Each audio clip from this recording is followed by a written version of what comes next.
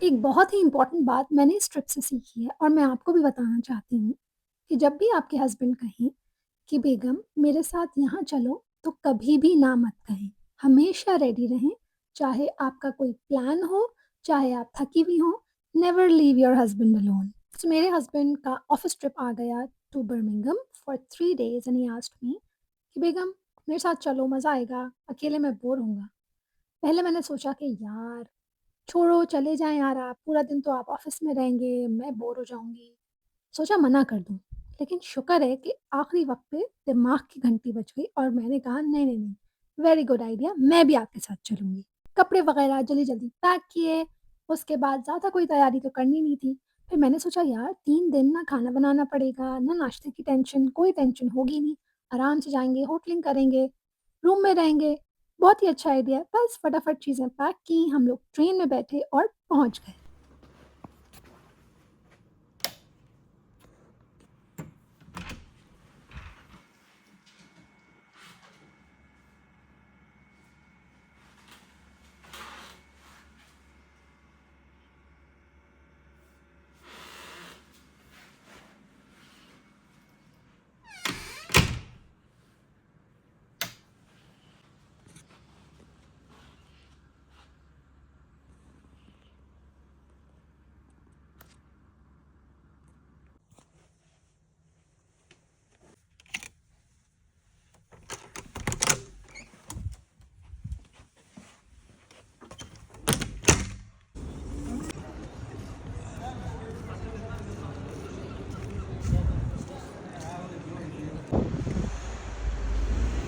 तो आज का पहला दिन था, तो मेरे हस्बैंड ने अपने ऑफ़िस के कलीग्स के साथ डिनर कर लिया, मैंने अकेले डिनर किया, दैट्स नॉट अ प्रॉब्लम। मैं गई तो हम लोग बर्मिंघम के सिटी सेंटर में ही रह रहे हैं, हमारा होटल प्रीमियर इन है, उसके करीब बहुत सारे खाने-पीने की जगहें थी एंड अ लॉट ऑफ हलाल प्लेसेस। तो मैं गई और मैंने ये शवरमा लिया, फ्राइज़ लिए उसके साथ, so I had my dinner inside the hotel room. मज़ा आया, फ़िक्र नहीं थी ना खाने में क्या बनाना है, आराम से एन्जॉय किया, वीडियोज़ देखी, मोबाइल स्क्रॉल किया।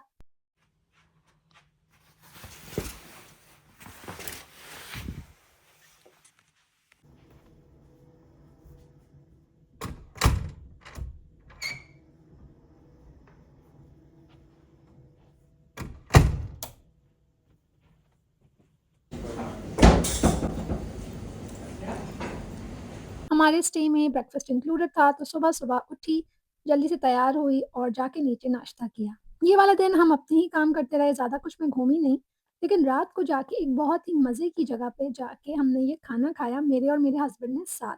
आज उनका ऑफ़िस वालों के साथ डिनर नहीं था, so luckily I was with him और हमने डिनर एन्जॉय किया। ये बड़ी मज़े की अच्छी-सी जगह थी। I will let you know the place. और फिर we called it a night, काफ़ी रात हो गई थी और हम सो गए।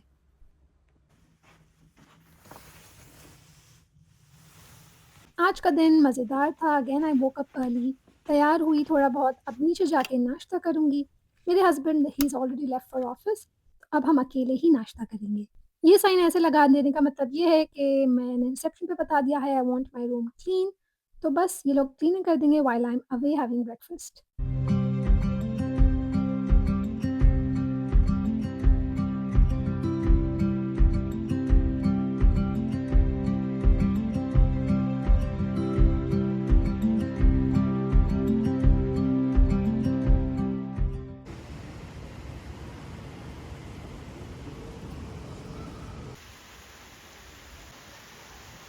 ये बिल्कुल सिटी सेंटर है ऑफ बर्मिंघम। यहाँ पे बैठ के मैंने कुछ देर आराम किया, मैंने लोगों को देखा चलते-फिरते। कभी-कभी ना बहुत मज़ा आता है जब आपके पास कोई ट्रैवल के प्लान्स नहीं होते, बस आप आराम से कोई सिटी एक्सप्लोर करें। और बस इसी तरह से मैंने अपनी दोपहर गुज़ारी। शॉपिंग का प्लान था बट की नहीं। बस शाम को मेरे हस्बैंड ने मुझे जॉइन किया और हम गए the famous Dishoom. Dishoom is an Indian restaurant, बहुत मशहूर है, इसकी ब्रांचेज़ लंदन में भी हैं and if I am not wrong Manchester में भी हैं। द फूड इज़ अमेज़िंग, हम लोग पहली दफ़ा गए थे। I really like the food but इसी तरह का खाना मैंने और भी बहुत से देसी रेस्टोरेंट्स में खाया है here in Manchester. So price wise ये थोड़ा-सा प्राइसी है, एक्सपेंसिव है और इसका जो डिश साइज़ है, सर्विंग साइज़ है ना, वो थोड़ा-सा कम है। असल में जो हमने ऑर्डर किया था ना, तो मैं थोड़ी-सी डिसअपॉइंट हुई थी क्योंकि हमने अच्छा खासा 20 पाउंड्स की डिश ऑर्डर की which I will show you later on. एक छोटे से कटोरी में आ गया। And I was expecting something great but या टेस्ट वाइज़ अच्छा है लेकिन थोड़ा एक्सपेंसिव है। 1-2 दफ़ा जाने के लिए तो अच्छा है। देखें ये जो डिश है काफ़ी छोटी-सी आई थी।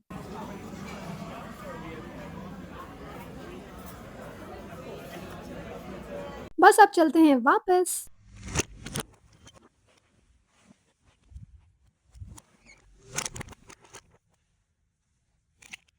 This was last day in Birmingham. हमने सोचा हम साथ में नाश्ता करें। A nice place house of चाय के नाम से जगह थी। यहाँ पे मज़ेदार देसी ब्रेकफ़ास्ट मिला। ये था फुल इंग्लिश ब्रेकफ़ास्ट जिसके अंदर बीन्स, एवोकाडो एंड सॉसेजेस वग़ैरह थे और मैंने लिया देसी ब्रेकफ़ास्ट बिकॉज़ आई लव देसी पराठा, अंडा। बट ख़ैर इनके पराठे जो थे ना, वो फ्रोज़न पराठों वालों थे। मैं एक्सपेक्ट कर रही थी कि जो प्रॉपर बनते हैं ना तवे पे पराठे, वो वाले होंगे। बट ख़ैर टेस्ट अच्छा था सो इट्स ओके। चाय बस नॉर्मल थी।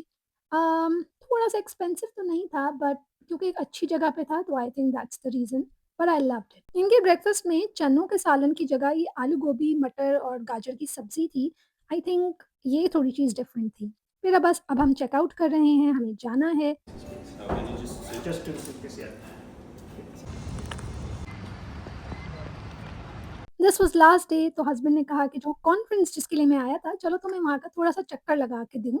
वहाँ गए, लंच किया मैंने, बहुत ही अच्छी कॉन्फ्रेंस थी और उसके साथ-साथ मैंने थोड़ा बहुत अपना काम भी निपटाया। साइड में आप लैपटॉप देख सकते होंगे, ये मैं अपना काम कर रही थी, मेरे हस्बैंड रैप अप कर रहे थे कॉन्फ्रेंस को, उसकी चीज़ों को, सबको डेलीगेट्स को बाय कर रहे थे and now it's time to go home. We have to catch a train और अब हम फाइनली बर्मिंघम से घर जा रहे हैं।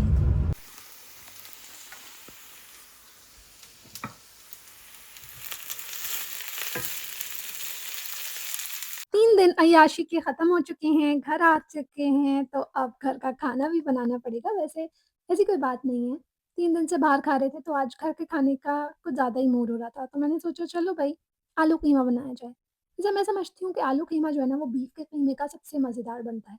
बीच में चिकन का कीमा लाने लगी थी, मगर उससे ना जितनी भी भुनाई कर लो या जितनी भी उसमें मसाले डाल लो, वो बात नहीं आती। तो मैंने इस दफ़ा बीफ का कीमा लिया और सोचा कि बस मज़ेदार सा जूसी आलू कीमा बनाया जाए।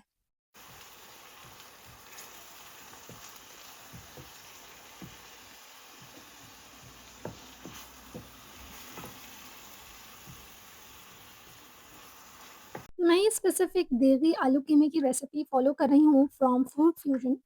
मैं अपने खानों में घी या तेल बहुत कम यूज़ करती हूँ। लेकिन मैंने देखा है कि जितने देसी खाने होते हैं ना, उसमें थोड़ा तेल ज़्यादा ही डलता है, वरना पता नहीं क्यों ना टेस्ट आता है, ना वो कलर आता है, ना वो लुक आता है। तो खाते हुए ना ऐसा लगता है कि यार पता नहीं क्या ही हेल्दी वर्ज़न बना लिया। तो इस दफ़ा मैंने थोड़ी कंजूसी नहीं की। कंजूसी क्या कहना चाहिए, हेल्थ पर्पज़ की वज़ह से रोका नहीं अपने आप को, तेल, घी थोड़ा ज़्यादा ही डाल दिया। अब मैं कोशिश करती हूँ कि मैं देसी घी यूज़ करूँ in my cooking. It's expensive than oil लेकिन health wise it's good. Good fats होते हैं, तो मैं ये देसी घी घर पे तो नहीं बनाती, स्टोर से ही ले लेती हूँ और हम लोग 2 ही लोग हैं घर में, तो आराम से चल जाता है ये बड़ा जो 1 किलो का कैन है ना, आई थिंक ये 2 महीने तो चल ही जाता है, 2 से 3 महीने।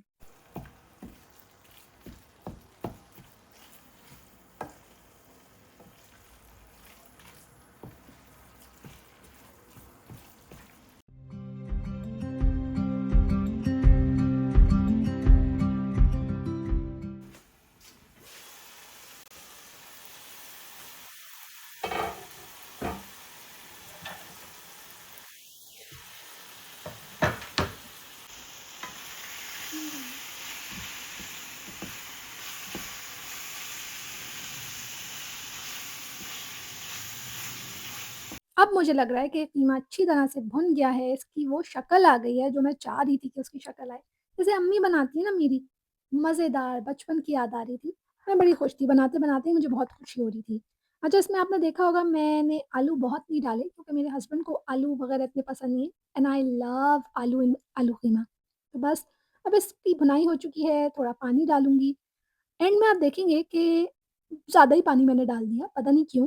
मुझे ऐसा लगा कि शायद कीमा सही से गलेगा नहीं तो ज़्यादा पानी डाल दूँ, तो और जूसी भी बन जाएगा कीमा।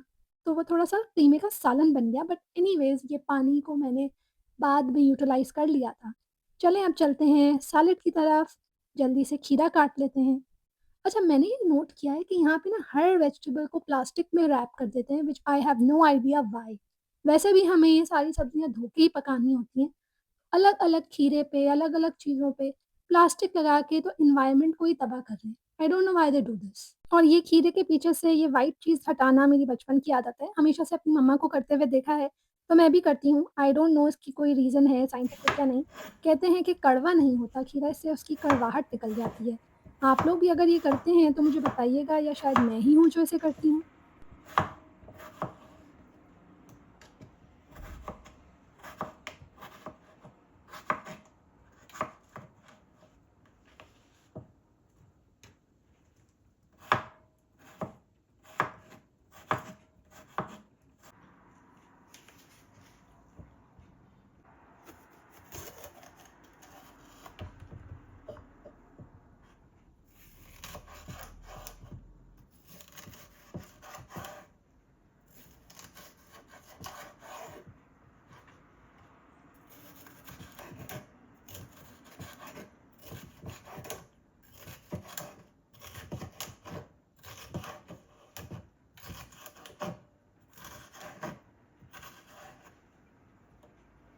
ये नींबू काफ़ी टाइम से फ्रिज में पड़ा हुआ है, तो थोड़ा-सा इसमें डेंट लग गया है और मैंने सोचा कि भई विनेगर डालने की जगह नींबू डाल दिया जाए सैलेड में, तो उसका टेस्ट ही दुबाला हो जाएगा। बस नींबू छिड़का है और थोड़ी-सी मैंने चाट मसाला छिड़का था and that's it, very simple salad.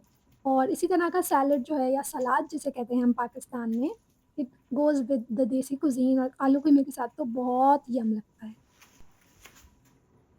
This is the final look. ऊपर से हरा धनिया छिड़का है। पानी थोड़ा ज़्यादा हो गया आलू कीमे में but trust me the taste was amazing.